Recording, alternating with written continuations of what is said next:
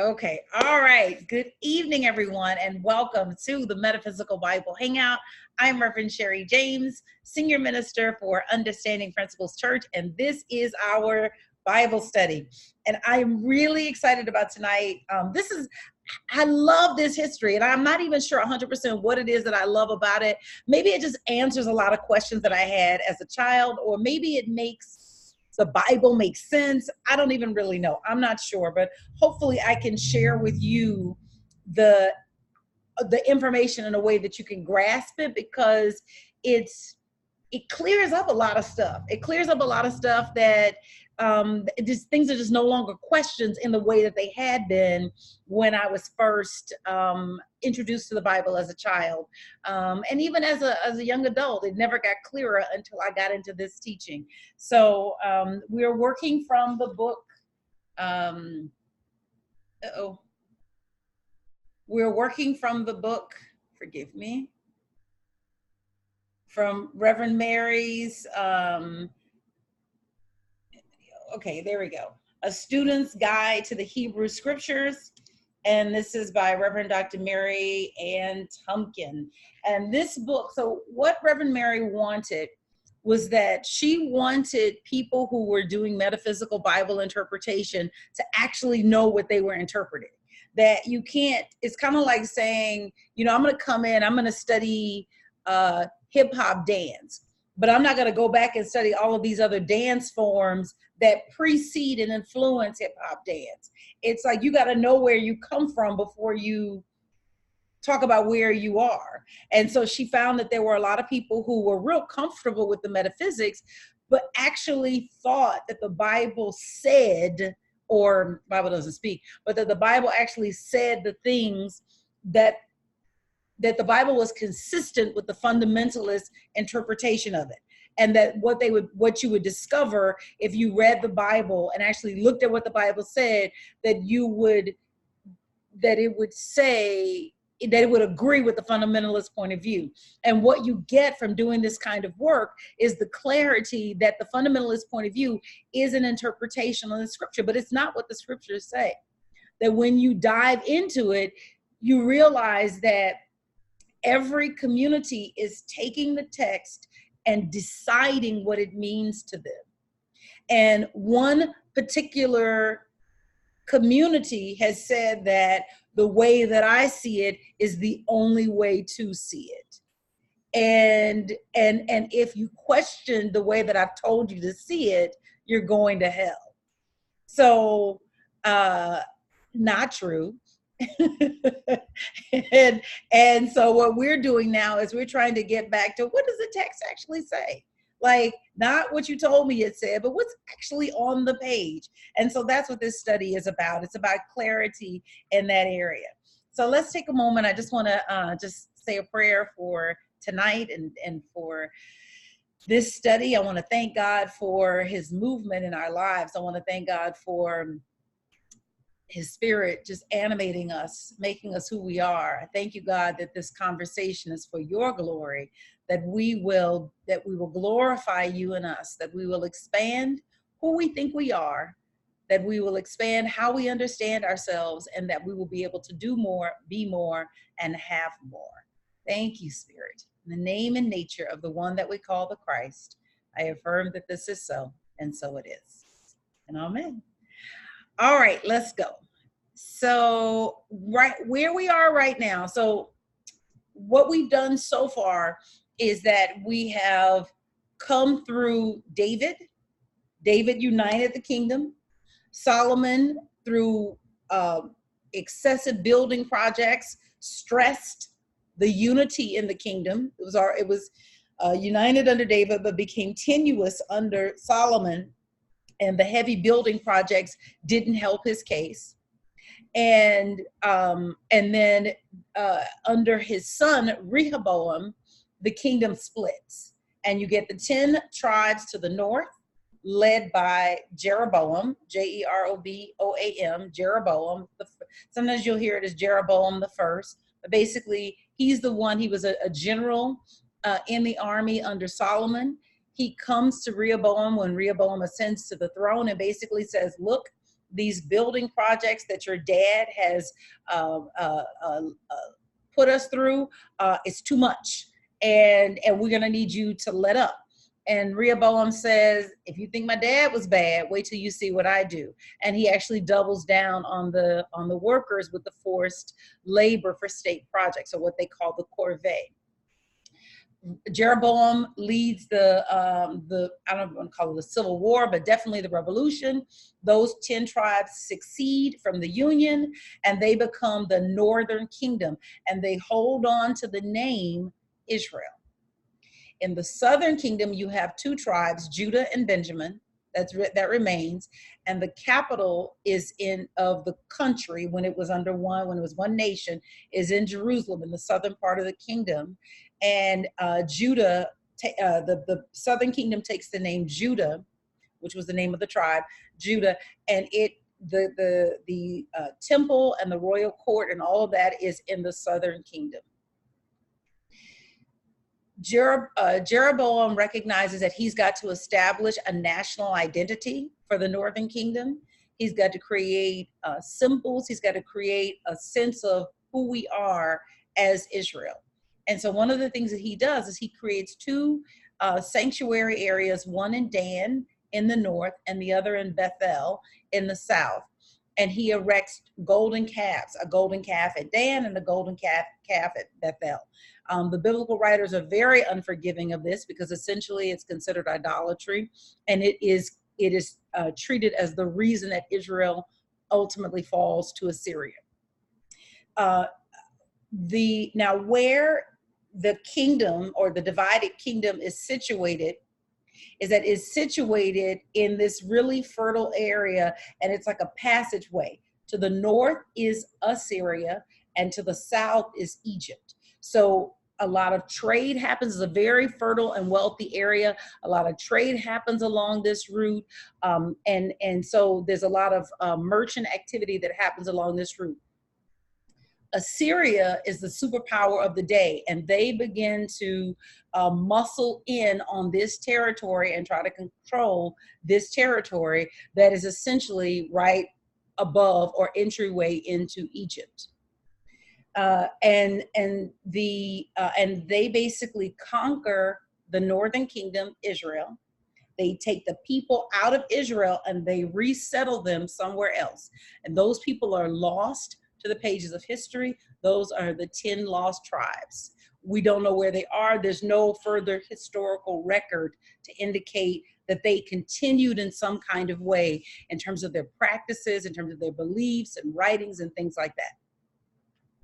The southern kingdom is able to withstand the pressure from Assyria. And in doing so, Assyria, because it is essentially overextended, ends up imploding, and they end up being conquered by the Babylonians. And then Judah comes under the rule of the Babylonians. The Babylonians rise as the next superpower in the region. And Judah rebels against Babylonia, and Babylonia comes in and destroys Judah. And they cart off all the people in the country that are like the top talented people in the country.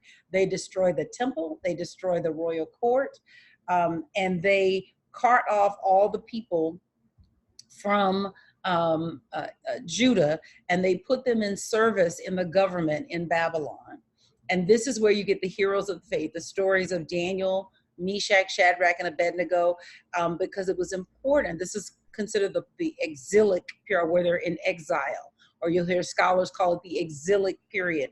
But essentially what has happened is that this Judean community is put in service to the Babylonian government, and they do something that's unique. Unlike the residents of the northern kingdoms, they retain their religious and cultural and ethnic identity. And they begin to write down the stories or the traditions that have been passed down orally on papyrus. And it is this massive undertaking that they do. And they also do not take on worship in large part of the Babylonian gods. Of course, there's some people who do, just like there are people who think that white supremacy makes sense, even though they got black skin.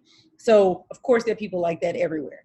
But in large part, they keep their ethnic identity and they begin to write it down. And these texts become the basis for what today is our Bible, the Torah, the Pentateuch, the writings of the prophets, the wisdom writings, and things like that. Okay, so that's the history.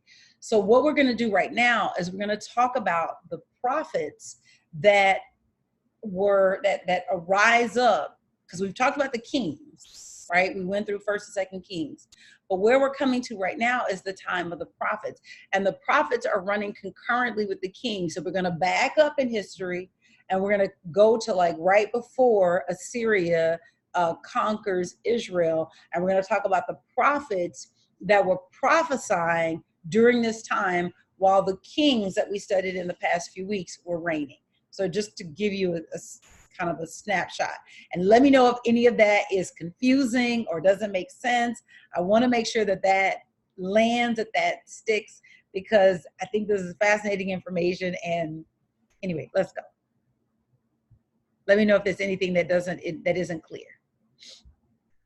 And please ask questions. So we won't get through all of it tonight, but we're going to look at, so that there are two types of prophets that show up in our Bible. The first is are what are called former prophets, and the other are called latter prophets. The former prophets are the ones that we find from Joshua to Second Kings. They arise in the nation to prophesy, but they don't have a book of the Bible associated with their name. They arise in the nation, but they don't have a book associated with their name. These prophets are called the former prophets. The latter prophets, also called the literary prophets, these are the ones that have a book of the Bible associated with their name. Isaiah, Amos, Hosea, Micah. These were the ones that they have a book associated with their names. Now, these prophets, the reason we're going to study them together is that these were the four primary prophets who were prophesying during the Assyrian crisis. So this is in the 8th century BCE. These were the four primary ones. There were more than this, but these were the four primary ones that were prophesying while the nation was facing the crisis with Assyria and then with Babylon. Where we'll go next week is with the Babylonian crisis, and we'll look at the prophets that were prophesying during that time. So these prophets were essentially contemporaries of one another. All right. So I want to talk about the role of the prophet, what they do, and how they function. So the first thing, and just so you know, I'm on page 62 in the book. I'm on page 62 in the book. So the Hebrew prophets challenged the apparently holy, revered, and awesome. The Hebrew prophets challenged the apparently holy, revered, and awesome. Prophets always arise in response to a need. So we talked about last time about, for example, in a modern context, how we have Carlton Pearson, and he has arisen in opposition to Trump, but also really largely to his former colleagues in his stance against Trump. And so in a modern context, he exhibits the kind of challenge that prophets have always made. They function like a thorn in the side of leadership. And so for the next 2 weeks, you're going to look at the prophets that were the thorn in the side of the kings that reigned during the time of the Assyrian crisis. It's easiest to talk about the prophets and keep them straight if you consider them according to the crisis that they're associated with. That way you don't get Obadiah mixed up with Nahum and all. Look, we're only going to talk about Isaiah, Amos, Micah, and who did I miss? I just forgot one of them. Hosea, Amos, Micah, and Isaiah. That was 4 right there. All right, and we're going to start before the Assyrian crisis. Hold on, I think I got some questions. No, not breakout rooms. Sorry, I'm just getting used to this computer. No, not Jeremiah. Jeremiah comes later. Jeremiah is during the period of the exile. Jeremiah is during the period of the exile. So it's Isaiah, Micah, Amos, and Hosea. So Isaiah, Micah, Amos, and Hosea. Those are the four. All right.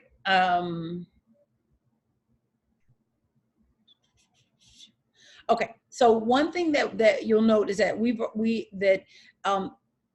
already talked about the Deuteronomistic history, right? How it involved as an interpretation of the historical catastrophe of the fall of the Northern Kingdom and then the subsequent fall of the Southern Kingdom about 200 years later. So what this interpretation did with the way that the Deuteronomistic school, right? This was a school of thought that you see starting with Deuteronomy, but the reasoning continues through Joshua all the way to 2 Kings. And what it is that it interprets the fall of the Northern Kingdom and then ultimately the fall of the Southern Kingdom to a sin, and specifically the sin of the king, and it was idolatry. And so all of the polemics in these texts, you find they talk about, Solomon permitting the worship of all, introducing all of those foreign wives and who were allowed to keep their spiritual practices when they came into the country. Israel erecting the temples, or not temples, excuse me, erecting the golden calves in Dan and Bethel. That these were the reason that the Hebrew communities gave for why they were why they fell and why they weren't able to withstand the attack from Assyria and then ultimately from Babylon, is because of idolatry. So one of the other things that the prophets did is that they exposed the pretentious, for they knew that religion could distort what Yahweh demanded of people. So the Deuteronomistic school of thought placed the blame at the foot of the king, because it placed the blame at the foot of leadership. What you find with the prophets is that the prophets come in and deal with the people. The prophets come in and say, yeah, the king is a problem, absolutely, but the people are also a problem. And if the people have a responsibility to get right. You don't really get that point of view from the Joshua, Judges, 1st and 2nd Samuel, 1st and 2nd Kings. You don't really get that point of view from those books. The prophets, though, come in and they do give you that point of view. And so the defeat of Israel, the exile of the nation, was not to be taken as evidence that God was not supreme Lord of history, or that God was a faithless God who would abandon his covenant and his people. The defeat and the exile, they were actually interpreted to affirm the exact opposite. God, as the universal God, could use other nations as his tool. He could use these nations to execute judgment on his people. And he did this in an act of faithfulness, ultimately faithful to his covenant, which promised punishment and chastisement for the sins of the people, the sins of idolatry. And when I was reading this, I kept thinking about, how, because I really want you to get that these ancient people were trying to understand God the same way that we are trying to understand God. And they were interpreting the things that were happening in their lives as God acting in their lives from a national level, and the prophets bringing it in and saying it on a personal level. And they were interpreting their defeats not as God deserting them or as the God of the victor being greater than their God, but that there was something that they did that basically kept them from their blessings. And I think that that's so interesting, especially when we think about spiritual law and we talk about, God, the answer to every prayer is yes. And that if there is any fault in the demonstration. It is with the person working the law, but not with the law itself.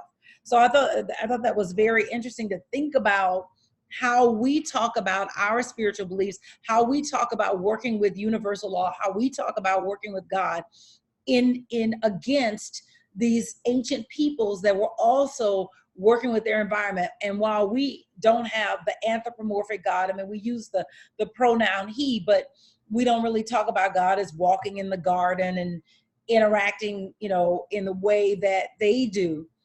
That even though their God was more anthropomorphic and maybe had more human traits that were ascribed to it, the relationship was still the same. The relationship was still very similar. So I thought that was really interesting. Two other things so there were two ways that the prophets and the way that they interpreted history differed from the way that the Deuteronomist school of thought interpreted history. And the one is that they differed in their identification of which sin caused it to happen. Basically, the prophets are saying it's not just idolatry, whereas the Deuteronomist school of thought lays the fall of the kingdom completely at the feet of the king and the king's willingness to permit idolatry. The prophets come in and says it's not just idolatry, and we'll get to that. And they also differ in their emphasis on a future restoration and glory. So this is a message that you're not going to find in the Deuteronomistic historian, right? With that history with Joshua, Judges, 1st and 2nd Samuel, 1st and 2nd Kings. This is history that you're not going to get. Essentially, that if you commit sins, that basically that's the end. What the prophets come in and they start to do, they start to talk about a future beyond the mistake, and that's a departure. You begin to see this evolution of thought where the prophets are coming in and saying that, listen, the nation is going to fall because you sinned. So there's nothing we can do about this sin, but there's going to be a remnant that's left. And that remnant is going to come back, and it will be that in this time, in the end times, there will be the end of sin. It will be the end of idolatry. It will be the end of anything but the worship of Yahweh. So, and the end times was considered a time of light, a time of peace. It doesn't take on the way that we think of Armageddon today. During that time, let's call it a peaceful transfer of power from the nations of the world back to Israel, who is God's chosen people.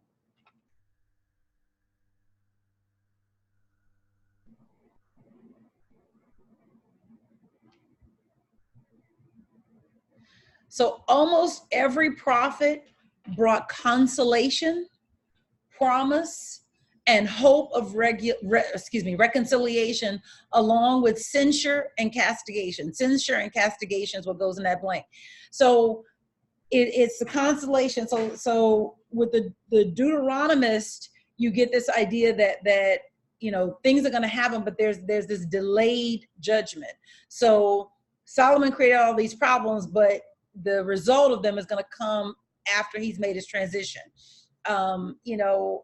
Hezekiah, because he was faithful, God is going to delay the destruction until after his lifetime. And so even though they've got to be punished for the actions of Hezekiah's father Ahaz.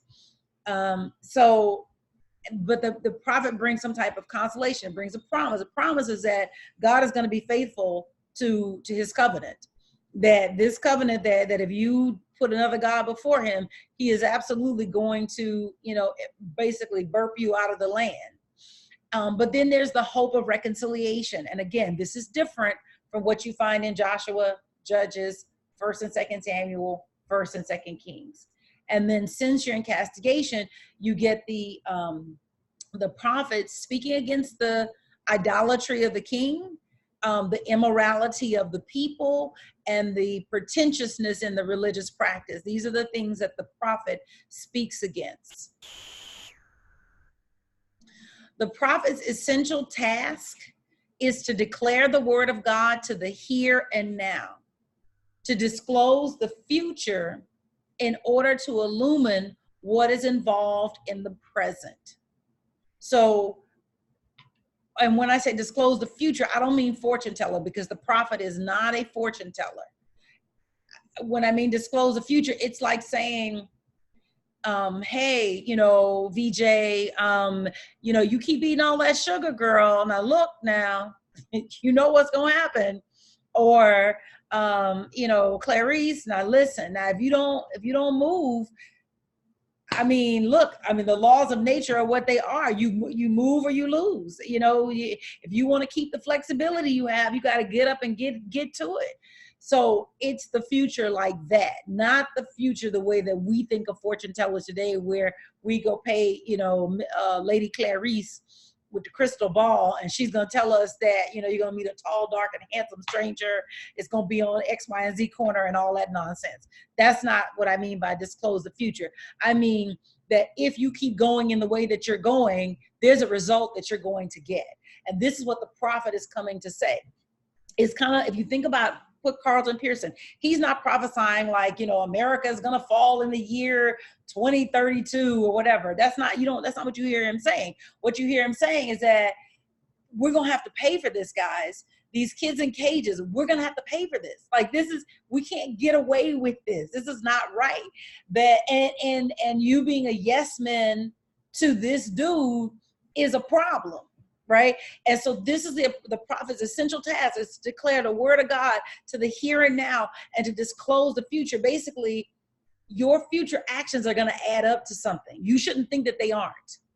And so it's to illumine what is involved in the present. Basically, like, you need to look at what you're doing. You're not acting without consequence. You're not acting without consequence. Yes, Jonathan says, if you don't plant seeds, you won't get a harvest. That's law, not prophetic. Exactly. And the thing is that you're always planting seeds. The seed time is perpetual, because every thought is a seed. Seed time is perpetual and harvest time is perpetual. And so it isn't the seasons in the way that we think of in nature. But every day you're planting seeds, and according to science, you have anywhere from 40 to 60,000 thoughts in a day. So at the end of your day, some type of garden has been planted. At the end of your day, some type of garden has been planted. You get to say what type of garden that's going to be.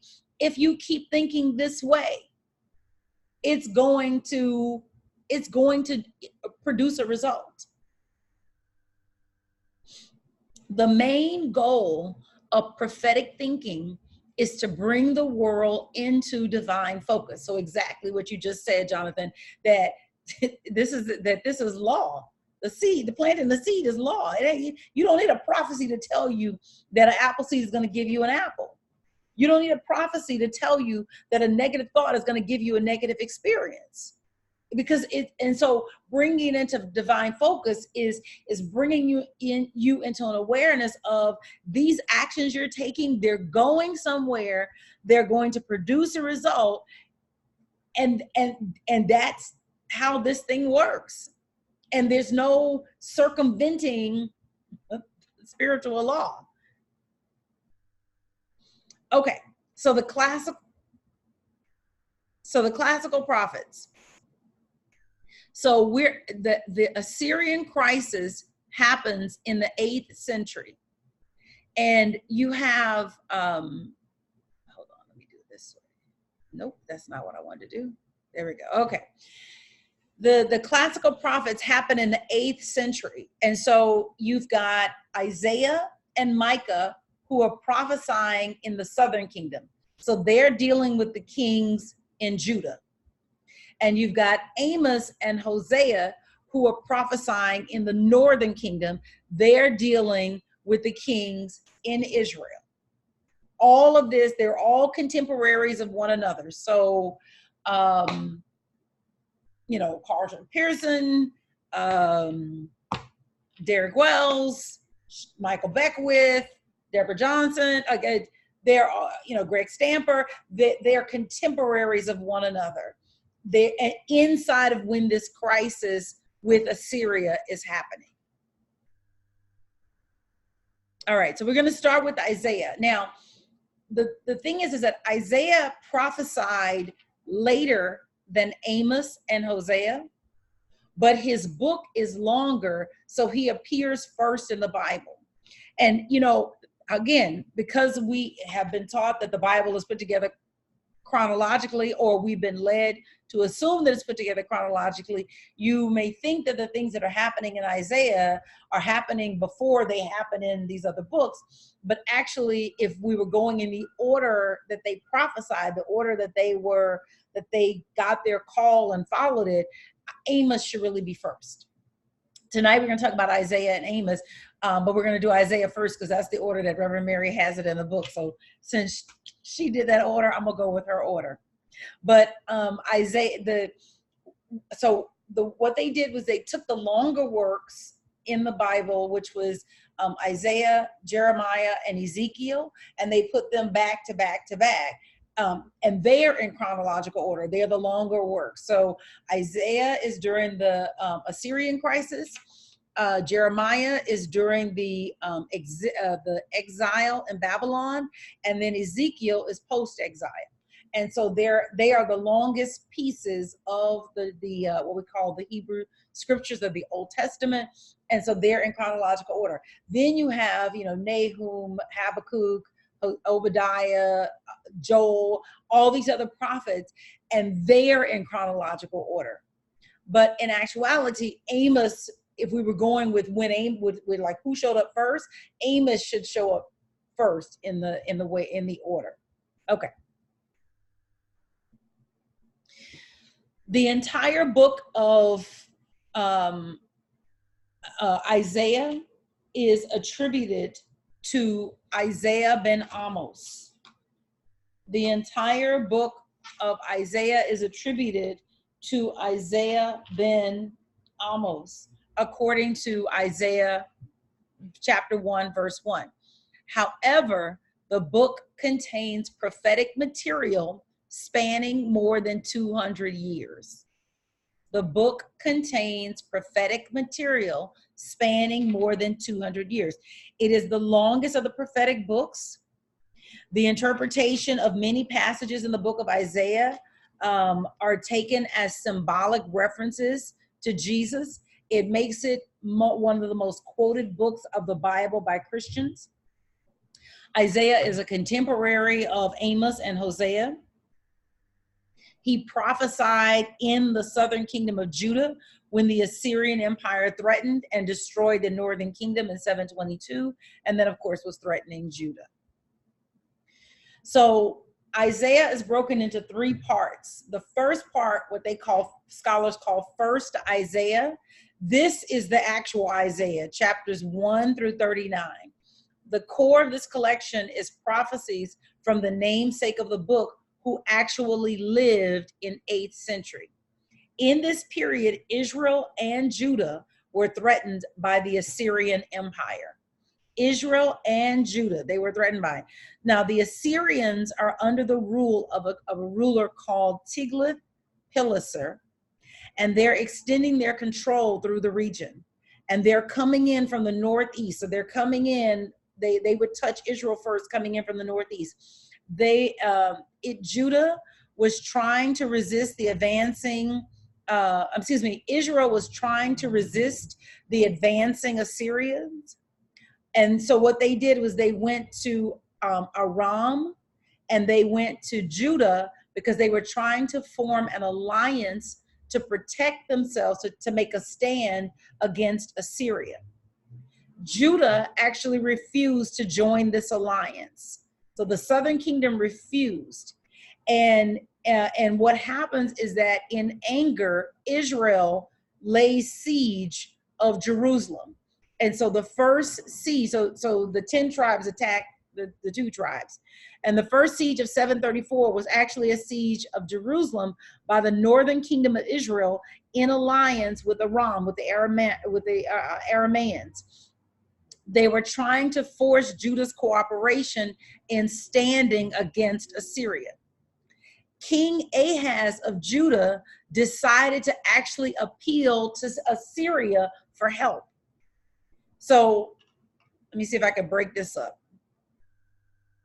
So what happens is that you've got Assyria to the north, you've got Israel, and then you've got Judah.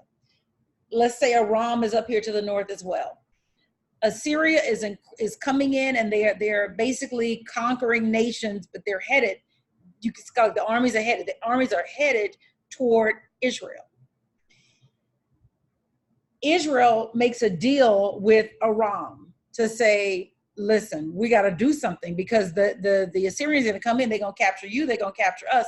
And they go to the southern kingdom, to Judah, and they say, listen, let's band together and take a stand against Assyria. Judah refuses. And so Israel, trying to force Judah to cooperate, basically invades the capital, invades Jerusalem, and they call it the siege in 734.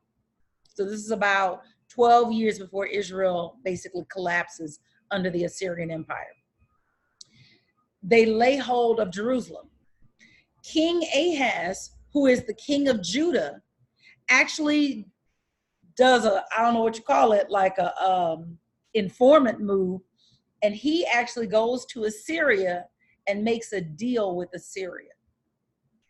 And what he does is that he submits Judah to the Assyrians and becomes a vassal. The country becomes a vassal, meaning that they pay tribute to Assyria. A tribute, you don't want to pay tribute. Tribute is like a heavy tax. Trying to think what we have as a modern day equivalent. Maybe we could think of Haiti that way in terms of buying its freedom from France. Certainly we could think of some, and I don't have a lot of details on these things, so I would need to do some research, but what it looks like on the outside, some of what's happening right now with China going in and building infrastructure across the continent of Africa, and that these are debtor relationships that are being set up to build all of these bridges and things like that, because that debt is going to come due. And when you can't pay the debt, you owe. You owe the country that helped you. And so Judah makes itself a vassal to Assyria. And this actually goes on until Ahaz's son, Hezekiah, comes to power, and then he decides to buck against Assyria. But that's we'll get to that, right? But these are the politics of what's happening during that time, that Judah doesn't stand with the northern kingdom and actually makes a deal with the devil, if you will, makes a deal with Assyria, and goes against Israel and goes against Aram, and then ultimately Aram and Israel fall to Assyria. Judah is allowed to stand, but of course they've got this back-breaking tribute relationship with Assyria.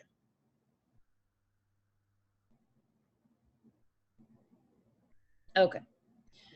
Now, Deutero-Isaiah, aka Second Isaiah, this is material, these are chapters 40 to 55.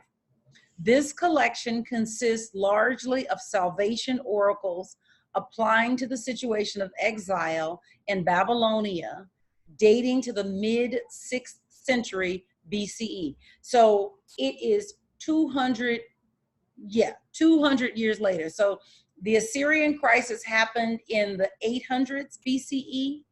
The exile happens in the 600s BCE. So it's 200 years. It's 100% not the same Isaiah. There you go. Deutero-Isaiah, aka Second Isaiah. Then we have Trito-Isaiah.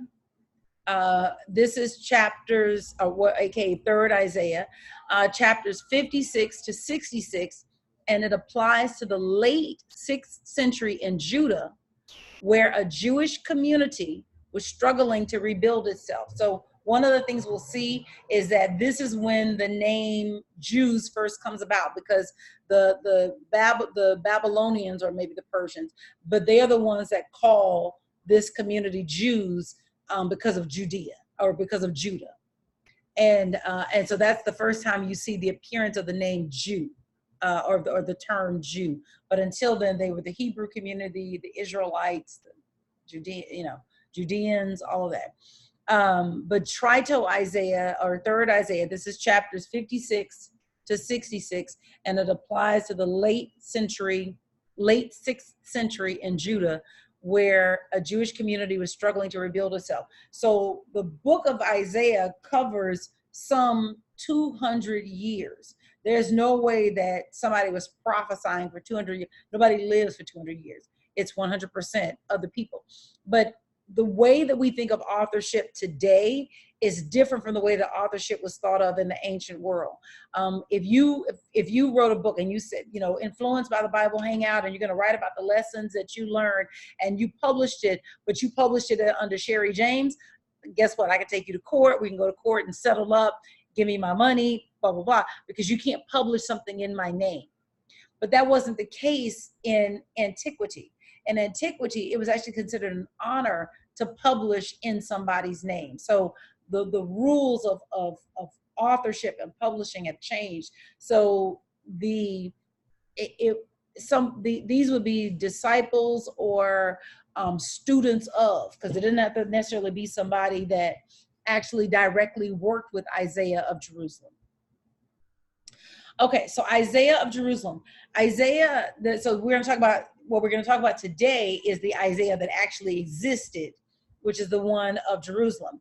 He has a lot in common with earlier prophets of the 8th century, Amos, Hosea, Micah. Remember, we put all of them together. It seems likely that he was influenced to a degree by them. So their contemporaries, it would be like Greg Stamper being influenced by Carlton Pearson. Like they were contemporaries of one another. So they're picking up elements that they're hearing from one another as they're prophesying. We're seeing themes repeat. And we know that Amos came first. So when we see Isaiah repeat some of the things that he hears, that we heard from Amos, we know that there's some influence from Amos to Isaiah, given that Amos came first. Isaiah functioned as a prophet in Judah and generally had a high opinion of the Davidic dynasty, at least in principle. So one of the things that Isaiah does, like I said, he's consistent with Amos and Hosea in denouncing social injustice and moral decay, which is the cause of God's just and inevitable punishment. So it's not just idolatry, it is social injustice and it's moral decay. This is what he says in the 5th chapter, verses 8 through 24. Those who add house to house and join field to field, till there is room for none but you to dwell in the land. Those who chase liquor from early in the morning until late in the evening are inflamed by wine. Those who vindicate him who is in the wrong in return for a bribe, and withhold vindication from him who is right. So essentially he's calling out everybody. Basically, you guys are immoral, that this dude is not right, and yet you give him a pass, but the one who deserves justice, you overlook that. He joins Amos in the assertion that cultic practice, that what you do religiously is not enough, that your behavior is out of integrity with true Yahweh worship. He asserts that morality is a decisive factor in the fate of the nation. So again, remember I said it's not just idolatry.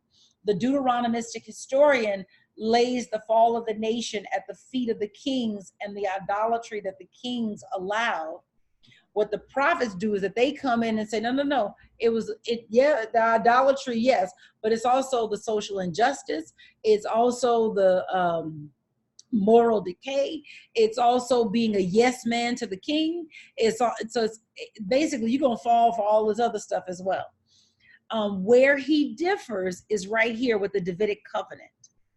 because he places a greater emphasis on the Davidic covenant than on the Mosaic covenant. This is a key feature of Isaiah.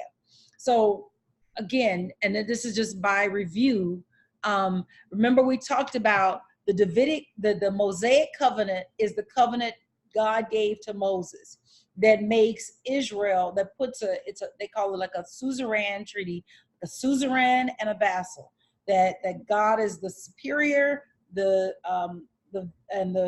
Israel is the inferior, but they're in relationship and they have a protective covenant, and it's covered by the terms of the Mosaic covenant. When David comes to power, Nathan proclaims a Davidic covenant that establishes the house of David in perpetuity. And so there are times when the Davidic covenant goes against, well, first of all, it actually puts an intercessor between God and Israel. The Mosaic covenant was God, Israel, nothing in between. The prophet was not in between. The prophet was just the messenger. The Davidic covenant puts the king in between God and Israel. And so the king can intercede with God on behalf of Israel, and the king can also jack everything up for Israel or Judah, right? And so so you have this struggle back and forth between the Davidic covenant, those who follow the Davidic covenant, and those who follow the Mosaic covenant. And so every prophet has a different point of view. Isaiah is very much in favor of the Davidic covenant. He does not see the tension or a problem with the Davidic covenant and the tensions that were there between this royal theology and the Mosaic or the Sinaitic theology. Jonathan says, for an informative talk on Amos and social justice by Marcus Borg, check out his YouTube video entitled Amos, a case study in what I wish every Christian knew. Oh, that sounds good. All right, I got to remember that. I will definitely take a look at that. Excellent. I love me some Marcus Borg. All right, let's keep going. Isaiah is often considered the greatest of the Hebrew prophets because of the range and vision of his prophecy. Isaiah is often considered the greatest of the Hebrew prophets because of the range and vision of his prophecy. So Isaiah had this overriding interest in Davidic theology, the royal theology that centers on Zion. It's an ideology that we discussed a few classes ago. He believes firmly in the inviolability of Zion. He believed that God was going to protect Zion no matter what. And he believed in it to the exclusion of everything else, that I don't care what the Assyrians are doing, the house of David will not fall against any power if you remain true to Yahweh. It is a clear doctrine from Isaiah, the inviolability of Zion. Yahweh has a special relationship with the Davidic royal line and the Davidic capital, which is Jerusalem, or also called Zion. And he will not let either perish. And that belief undergirds and informs his consistent advice to the kings of Judah. And this is Isaiah. In his opinion, times of great danger are opportunities. They are opportunities to demonstrate absolute trust in Yahweh's covenant with the line of David, with the house of David. The king must rely exclusively on Yahweh and Yahweh's promises to David and his city, and not on military might or diplomatic strategies. All these gyrations that you're doing, running, trying to make a deal with Assyria, you need to rely on God alone. This is Isaiah speaking. If we look at Isaiah, because it was King Ahaz that makes the deal with Assyria in 734. And the deal that he makes is described in Isaiah chapter 7 and 8. He goes to visit the king, Isaiah. His advice to the king is be quiet, don't fear. If you look at Isaiah chapter 7, verse 4, he's saying this crisis is going to pass. If you will not believe, surely you shall not be established. Basically, if you can't believe in God, God can't establish you. You got to believe. Now, I hear echoes of that in New Thought. that it's done unto you according to your belief. If you believe, it's going to be established for you. And this is what Isaiah is saying to King Ahaz. This is an evocation of Zion theology. God is in the midst of this city. God has got this, God, all day long. And Isaiah then offers Ahaz a sign of the truth of his prophecy.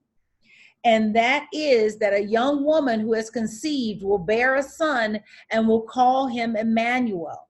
And it's the Hebrew word Emmanuel, meaning God is with us. Emmanuel means is with us, and then El is with us. El, God is with us. So this woman has conceived and will bear a son and will call him Emmanuel. And that's you can see Isaiah 7:14. Now in the New Testament, Matthew, and that's in chapter 1, verse 22 to 23, Matthew takes this verse out of Isaiah as a prophecy of the birth of Jesus. This is actually based on a Greek mistranslation of the word young woman as virgin. The Hebrew term that's used is not, in fact, the term for virgin, but it was translated into the Greek with a term that can mean virgin. So this helps if you speak a second language, but it's like that the word doesn't mean virgin in Hebrew, but the word that gets translated to in Greek, right, which is what the those writers were working with. They were working with the Greek version of the Bible, the Septuagint. Hope I got that. Yeah, the Septuagint. They're working with the Greek version of the Bible. That the word that they choose in Greek could mean virgin, right? So Matthew is not reading the Hebrew, or the writer is not reading the Hebrew. Matthew is reading the Greek. And the Greek uses a word that could be virgin, but there's nothing in the original that indicates a virgin. More than that, the verb that's used in the Hebrew is in the past tense. Okay, I want you to get this, because what I really want you to get is how much you just have to say, this is what I believe the Bible says. Okay, versus this is what it actually says. The Hebrew word does not mean virgin. It just means young woman. But when it gets translated to Greek, the word could mean virgin. Okay, so, but the other thing is that the verb that's used in Isaiah 7:14 is actually past tense. This woman has already conceived. The birth is pending. We're not talking about a future birth. We're talking about a woman that's pregnant today, meaning contemporary to Isaiah. This woman is pregnant today. It's imminent. This child is going to be born. God will be with us. And now it's unclear who the woman is. We don't know if Isaiah is referring to his wife or if he is referring to King Ahaz's wife. We're not, some think that is Hezekiah's wife. We don't know. But Hezekiah is able to keep Judah intact against Assyria. And the famous verse found in the 9th chapter are actually praise for King Hezekiah. These verses announce, for unto us a child is born, a wonderful counselor, a mighty God, an everlasting Father, a Prince of Peace, in which David's throne and kingdom are firmly established. Most scholars think that it was a son of Hezekiah, because it would be the line of David protected because a male child was had. These verses have been taken out of context and used in Christian songs to this day as if they refer to the birth of Jesus. During the second siege in 701, Isaiah gives Hezekiah the same advice that he gave his dad, which is to stand still. And Hezekiah tries to form an alliance. So when Assyria is coming in and getting ready to attack Judah, Hezekiah, so he bucks against the deal that his dad made with with Assyria. But Assyria is the power of the day. And so Hezekiah, no longer wants to be tribute to Assyria. But what he does is he goes to the south and tries to make a deal with Egypt, because the thing is that, listen, if they get us, they're in your backyard, Egypt. And so he tries to make a deal with Egypt. And what Isaiah says to Hezekiah is, look, stand still, trust Yahweh. Yahweh has this. And he castigates the king. He castigates the king's men for abandoning Yahweh and for trying to rely on the frail reed of Egypt.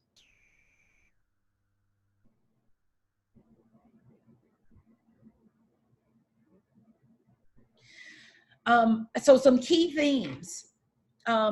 Isaiah demands social justice and an end to oppression. He demands social justice and an end to oppression. Isaiah condemns the aristocracy and high society whose lifestyles imply disdain for the needs of the disadvantaged. Isaiah opposes the priestly and prophetic spokespersons who uncritically supported the royal court and its policies.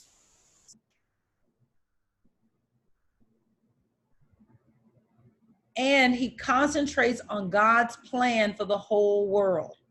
So he sees a plan for the whole world. And this is what we mean by that range and vision, that it wasn't just about Israel. It was that God was universal, and he had this idea of God as universal. Now, he differs from Amos and Hosea by combining three potent elements: the Holy One of Israel, the greatness of Mount Zion. Remember the royal, the temple, and the royal house is built on Mount Zion. So he believed in the greatness of Mount Zion.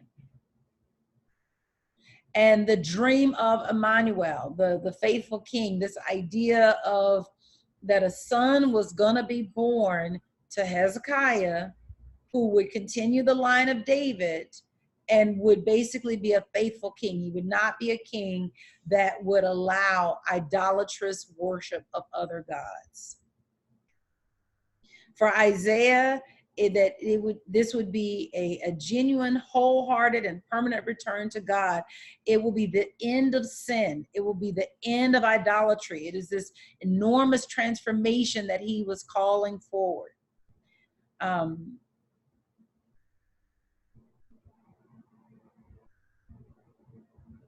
All right. We are at 8 o'clock, y'all. Okay. We're going to stop here. Next week, we'll pick up with Amos, Hosea, and Micah. Amos, Hosea, and Micah. Any questions? Any ahas? Any takeaways?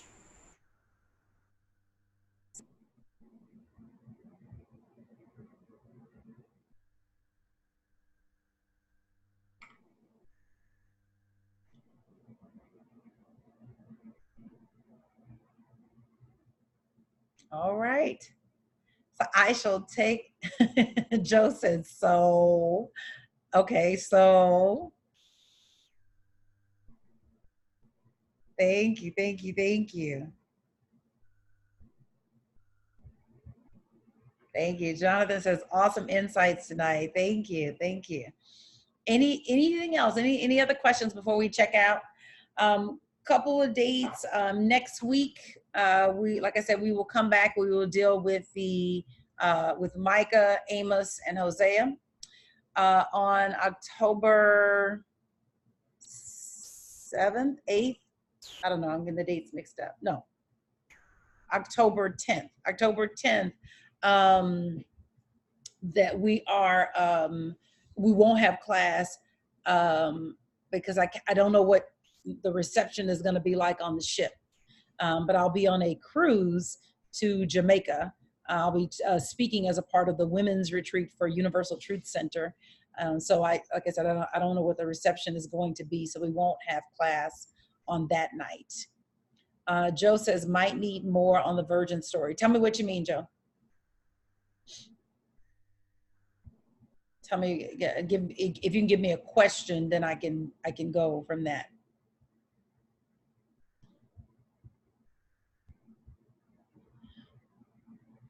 Oh, the word was translated wrong. Well, no, the word wasn't translated wrong.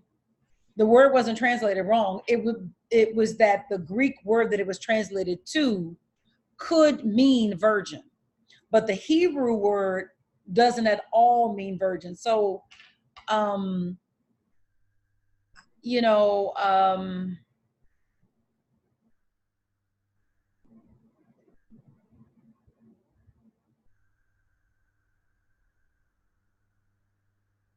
it would be like the translation of the word love. You know, in English, we have one word, love.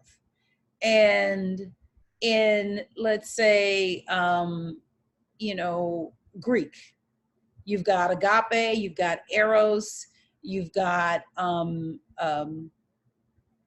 Lord, it's other loves. I'm blanking on the other words for love. But we have one word that could mean any one of those types of love. So when something gets translated into the English and you see the word love in the New Testament, you don't know which, you actually got to go back to the concordance to find out which love it's talking about. Is it talking about, you know, romantic love? Is it talking about agape love for all people? Is it talking about love, like a love for a parent and a child? But there are different words for love that when it comes to the English, it gets collapsed to one word. And so it would be as if you then made an interpretation of the Greek based on your understanding of the English. So it isn't so much that the word is wrong, you know, agape, eros. Why am I blanking all these other words for love? But anyway, the other words for love, all in English, they all collapse to one word, love. Thank you, Phil. Philo. Yes. But these other words for love in English all collapse to one word. So that would be like somebody then going back to the Greek and making a decision about what the Greek means, but actually considering it in light of the English definition. And so that's what is mistranslated, or not mistranslated, or not a reasonable extension of what the text means. But there's nothing in the Hebrew that suggests the coming of a savior. That's a look back that's been put on the text, and they've done such a good job that you can't even read Isaiah 7:14 without believing that it's referring to Jesus.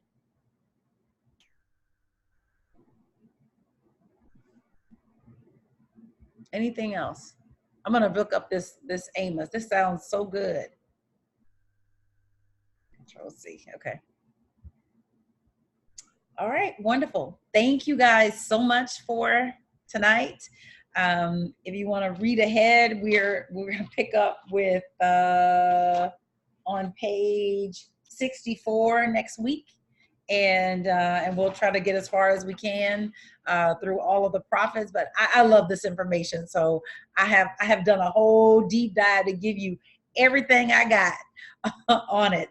So I got notes on the phone. I got notes in the book that I have marked up my book with just all kind of stuff. So anyway, thank you guys so much for tonight. Have a great night. I love you. I'm grateful for you. And I'll see you guys next week. Take care.